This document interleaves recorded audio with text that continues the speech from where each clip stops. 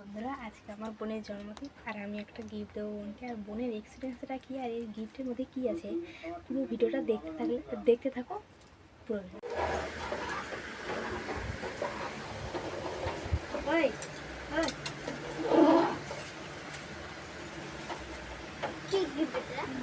খোলো খোলো।